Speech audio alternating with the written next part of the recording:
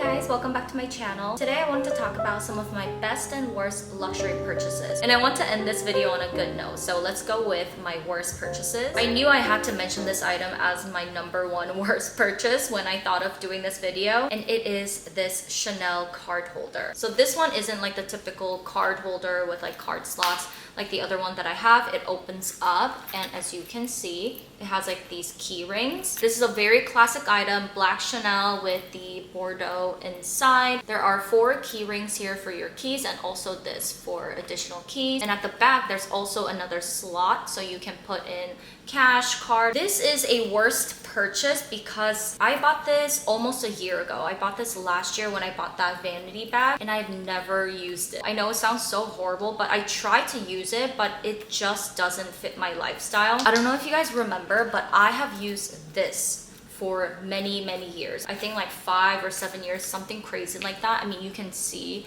that it's very well loved and worn. This is the 6 keyring one from Louis Vuitton. I think this was my very first luxury purchase, like combining everything, and it started to look really like torn up. So I wanted to find a replacement, and I have looked up a Chanel keyring, like a card holder like that, several times, and I was never able to find one. And last year when I was at the boutique, they just miraculously had this. It is such a classic item, you know, like lambskin black Chanel card holder, like everything about it is just so classic. It is kind of rare to find a Chanel card holder that is in this design. Most card holders out there are, you know, the typical ones, or like a zippy pouch and stuff like that. So when I saw this, I knew I had to get it because it's such a rare item, and I've wanted this kind of thing for many years. And then after I bought it, I realized that it's just so delicate. First of all, I'm so used to the Louis Vuitton one where there's like an actual slot in the back, so you can put cash,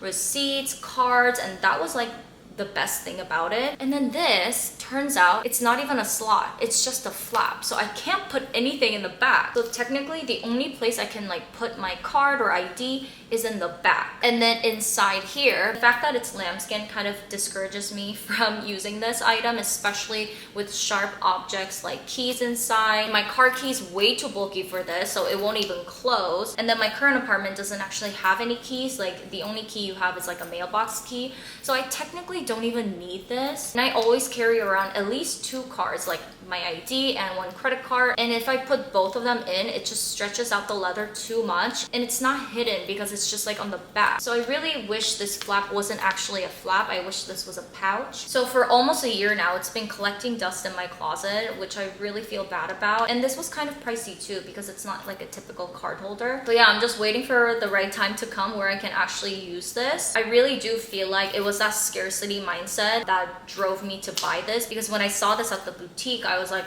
oh my gosh, like this is such a rare item. Like I have not come across this in probably forever, like at the boutique. So that's why I was like, this is like a no-brainer. I have to get this. And then I moved to this apartment where I didn't even need a key anymore. I just don't reach for this, so this had to be mentioned in this video. Next, I have another Chanel item here. This time I have shoes. Again, another very classic item, but I have some thoughts. These are really simple, flat, black thong sandals with the gold hardware for the CC logo. Oh, I have a receipt in here. Let's see. I got these from Saks in Beverly Hills 3 years ago. This was 2020. Guess how much these were? They were $825 before tax. And with tax, it was like $903.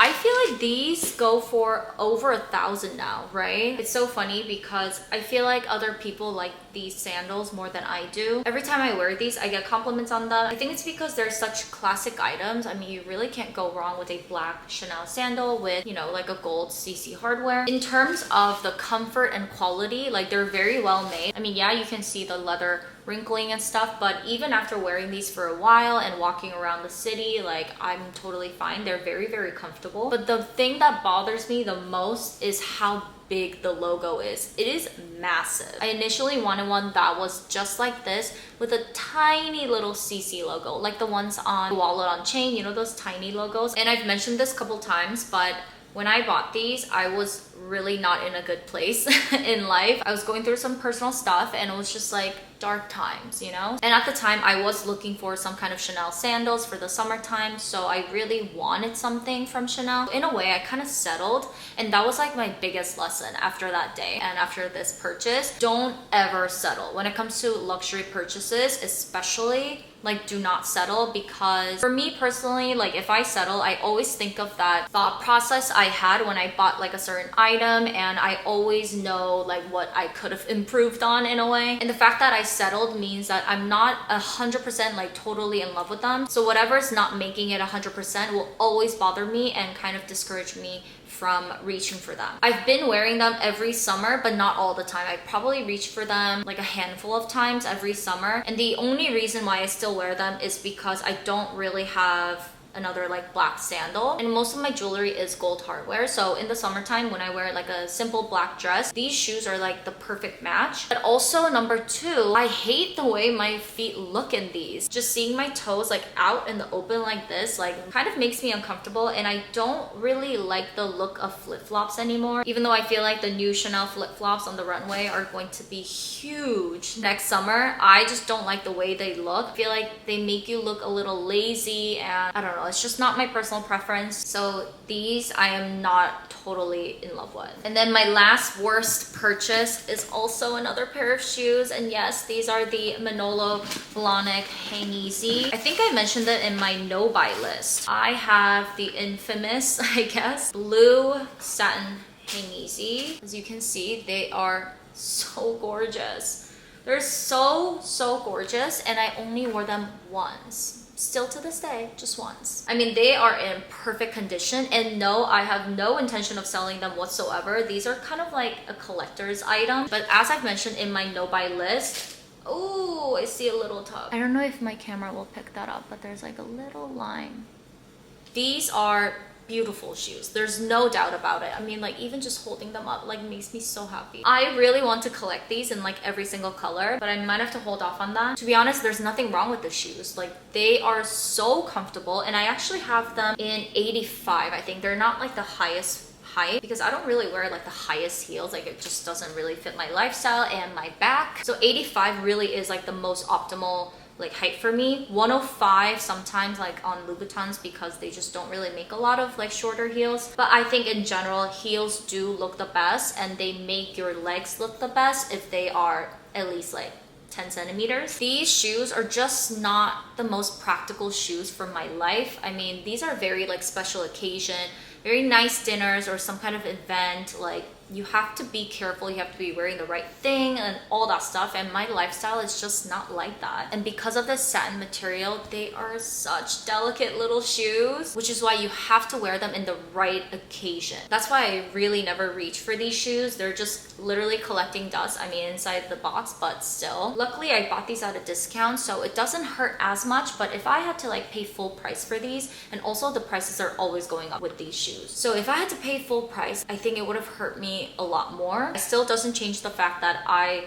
want these in at least 2 more colors. I know, like, what is wrong with me? But I'm just being honest. Until my lifestyle can support these kinds of like fancy special occasion shoes, I need to like prioritize my wish list better, put my money towards something that I will get more use out of. So yeah, sadly, these have made the worst list. Okay, switching gears, let's move on to happy things, all the best luxury purchases. Technically, everything that I mentioned in my all the like luxury items that I would repurchase video, everything from that video should be on the best luxury list, because they're the items that I truly feel like they're worth the price and that I'm willing to buy them again. So I'm going to summarize that list for you a little bit, and I don't think you guys would be shocked to see that the number 1 on the best luxury purchase list is my Fendi Peekaboo. I don't want to be so redundant, so I'm going to make this quick, but these bags truly are my number 1 in my entire collection. The Fendi Peekaboo in the mini size, the puffy one, and the python leather. The size is pretty small, but don't let that fool you, because a lot actually can fit in here. It even fits my camera, which is why I always bring this with me on every single travel. This snake print on this bag can really elevate the simplest outfit ever color, and I've noticed that this really ties my outfits together and make it more interesting. It is loud, but it's not the loudest in my opinion, at least for my style and my wardrobe pieces. These bags just work amazing. And also the texture, especially in the winter and fall time, I feel like adding another layer of texture really just adds